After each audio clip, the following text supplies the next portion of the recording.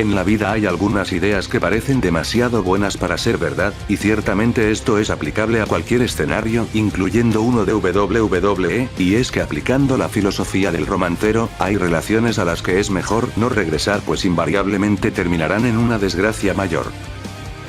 Las razones por las que un luchador puede salir de una empresa han sido muy variadas, como el interés por unirse a otra promoción, porque la empresa en cuestión no tiene planes de uso para él, o simplemente por un acuerdo mutuo de separar sus caminos.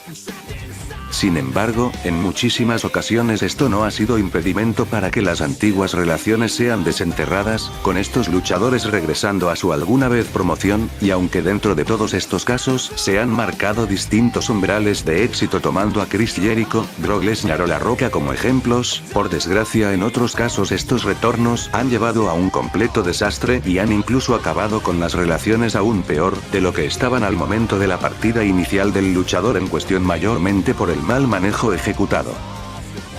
¿Cuáles son esos luchadores que en bien de su carrera no debieron regresar a WWE? A continuación veremos algunos. Les saluda una vez más Roadster 0112, y así, damos inicio a este video.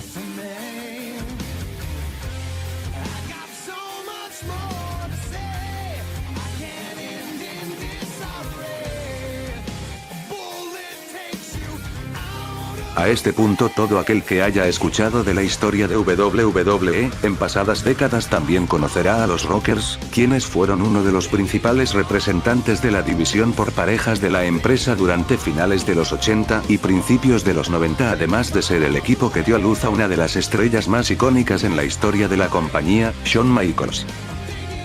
En cambio, y como ya sabemos, la carrera del otro miembro de esta agrupación, Marty Jannetty, se fue más bien en picada tras la separación del equipo, y al momento de su salida definitiva en 1996 ya rayaba en lo desastroso.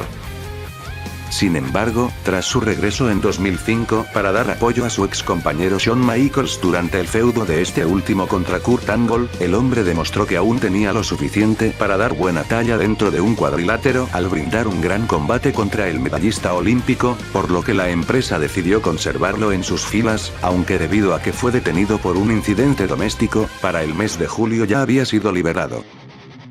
En febrero de 2006 volvería a hacer un regreso triunfal al salvar una vez más a Michaels, esta vez contra el Spirit Squad, y una vez más la empresa intentó conservarlo, aunque debido presuntamente a un incumplimiento de acuerdo, Jannetty fue liberado nuevamente solo para ser contratado una vez más en septiembre, esta vez para trabajar tras bastidores y ser nuevamente despedido, esta vez por un supuesto problema que tenía Marty para viajar a ciertos lugares.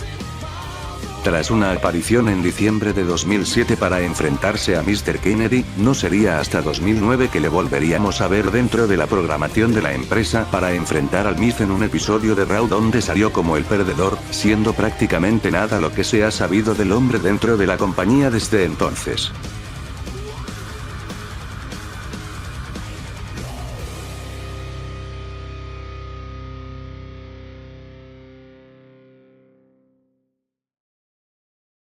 Davey Boy Smith fue uno de los luchadores más queridos en su momento, y se había convertido en una figura entrañable tanto por cosas como su emparejamiento con Dynamite Kid, como por su papel en la Fundación Hart, y su icónica lucha contra Bret Hart en SummerSlam de 1992, la cual ha sido considerada una de las mejores luchas de todos los tiempos, por lo que en resumen su primer recorrido en WWF se puede catalogar como exitoso, aunque su inclusión en esta lista se remonta específicamente a su etapa final con la empresa, y la forma atroz en que se le manejó durante esta. Tras la traición de Montreal, Smith dejaría la WWF para irse a WCW junto a Bret Hart y Jim Neidhart, aunque por desgracia para él la empresa de Turner no tenía absolutamente ninguna idea de cómo manejarlo de forma correcta, por lo que su popularidad se vio en picada rápidamente, y después de sufrir una grave lesión en la columna durante un combate que lo dejaría hospitalizado durante 6 meses y que casi lo deja paralítico, recibió una notificación por parte de WCW de que su contrato había llegado a su fin. Afortunadamente el hombre logró recuperarse lo suficiente como para volver a los cuadriláteros, regresando a WWF en septiembre de 1999, lo cual acabaría en un completo desastre debido a que a su llegada, la era actitud ya había inundado todo el producto, por lo que su exuberante personaje patriótico ya no funcionaba, viéndose obligado a adaptarse a los estándares del momento, y así fue como se decidió rediseñar su carácter desde cero, cambiando más bien a una especie de matón underground.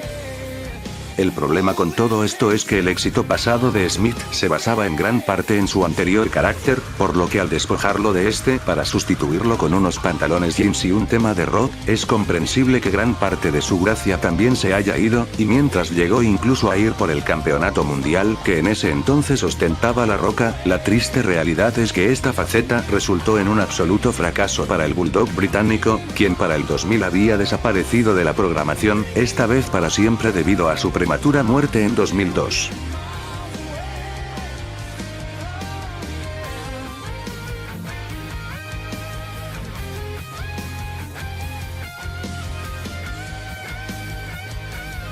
Trish Stratus es considerada una de las figuras femeninas más importantes y emblemáticas que han estado en WWE desde siempre, y tras salir de la compañía en 2006 lo que la mayoría de fanáticos esperaba era un digno retiro que remarcara la trayectoria de la luchadora y su legado. Pero tras breves apariciones en programas especiales los siguientes años, sorpresivamente en 2011 la veríamos de nuevo en televisión, esta vez para reintroducirse a la acción del cuadrilátero, aunque más que ser algo bueno casi al instante su regreso tocó fondo, dando un desastroso giro a la entrañable figura que la gente recordaba. No era para menos, pues la que alguna vez había sido considerada una de las dos mujeres más importantes en la nómina de la empresa, ahora y tras un criticable ángulo frente a Vickie Guerrero, había sido llevada a ser una especie de guardaespaldas de la protagonista del reality Jersey Shore Snooki, lo que llevó a un feudo de estas junto a John Morrison en contra de Leila, Michelle McCool y Dolph Ziggler camino a WrestleMania 27. La no muy buena idea que era todo el asunto y principalmente lo mal trabajado que había sido no tardaron en evidenciarse, pues a pesar de todo lo que alguna vez fue, la luchadora no lograba despertar una reacción en el público, quienes se mostraban comprensiblemente indiferentes a aquel pobre e infame ángulo que al final no era más que un descarado relleno publicitario, y que no hizo más que perjudicar la credibilidad de los luchadores involucrados. No hay mucho más que decir acerca del caso, pues tras todo este desastre que culminó en la vitrina de los inmortales, Trish desaparecería de televisión de forma tan apagada que en realidad pocos notaron el momento de su partida tras aquel horroroso regreso, aunque si les interesa saber mi opinión, por más que desprecie este ángulo de principio a fin, sigo prefiriendo esto por encima de sus ángulos con Vince McMahon.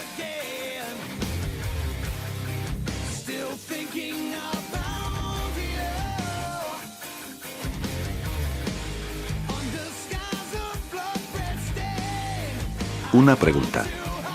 ¿Qué debe hacerse si se aseguran los servicios de un ex campeón mundial 6 años después de que su pasada etapa con la empresa llegara a un abrupto final en 2007?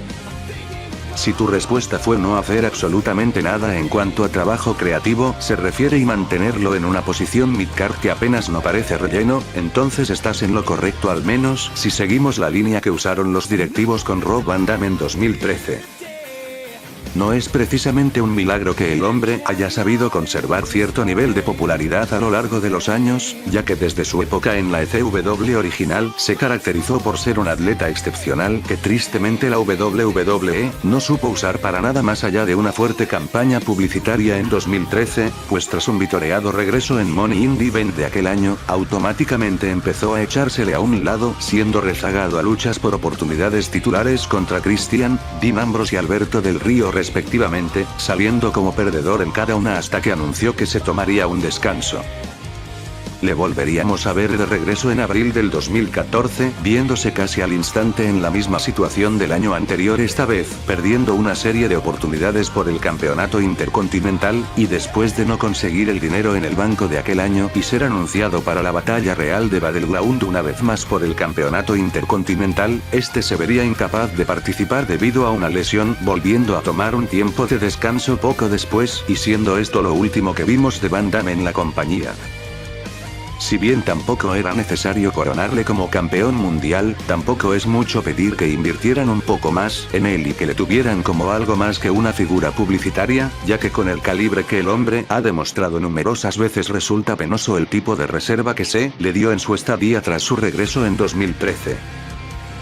Ahora, contando con casi 46 años de edad, resulta cada vez más claro que el final de los días en los cuadriláteros de Van Damme se están acercando, por lo que se le debería aprovechar al máximo posible, o al menos mejor que en su última etapa en la empresa McMahon, donde incluso supo quedar la sensación de que el luchador no debió tomarse el tiempo de volver, al menos si en términos creativos nos fijamos.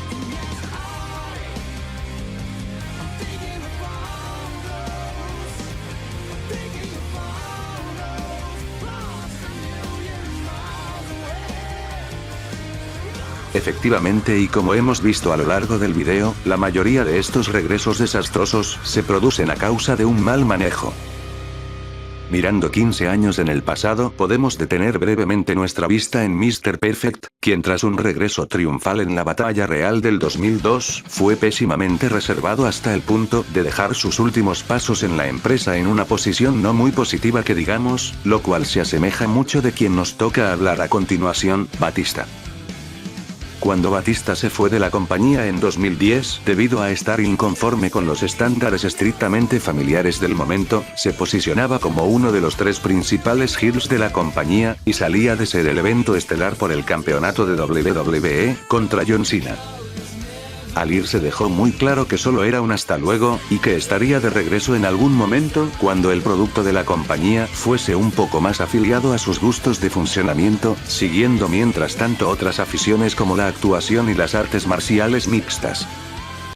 Finalmente, tras un paréntesis de casi 4 años, el animal regresó a la compañía en enero del 2014, aunque tristemente esto traería más cosas negativas que positivas para él, pues a pesar de que el mundo se mostró extensamente contento de tenerlo de vuelta justo a tiempo para armar todo un ángulo camino a WrestleMania 30, la forma en que se le introdujo no pudo ser peor, ya que, al anunciarse que este participaría en la batalla real, quedó bastante claro para todo el mundo que la empresa planeaba darle la victoria, y debido tanto a lo baratamente predecible que resultaba esto y el ángulo contra Orton camino al magno evento, junto con el furor que Daniel Bryan estaba causando en aquel instante siendo el favorito para llevarse la victoria del pague por ver, muy pronto el vitoreo de bienvenida hacia el luchador se convirtieron en fuertes abucheos que se hicieron sentir principalmente en su ya venida victoria en el Royal Rumble, y llegando a tal nivel que la empresa tuvo que verse en posición de pasarlo a heel oficialmente solo a 6 semanas de haber regresado.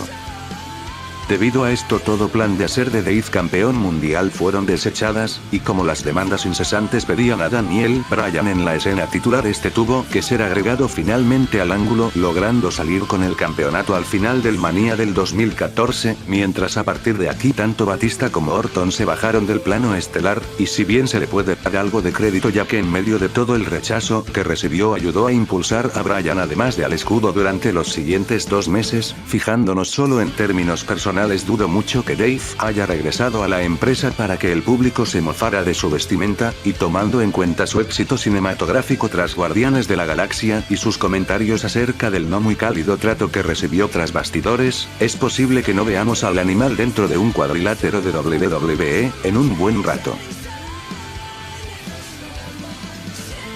Si el video te gustó, no olvides dar pulgar arriba y suscribirte en caso de no haberlo hecho aún.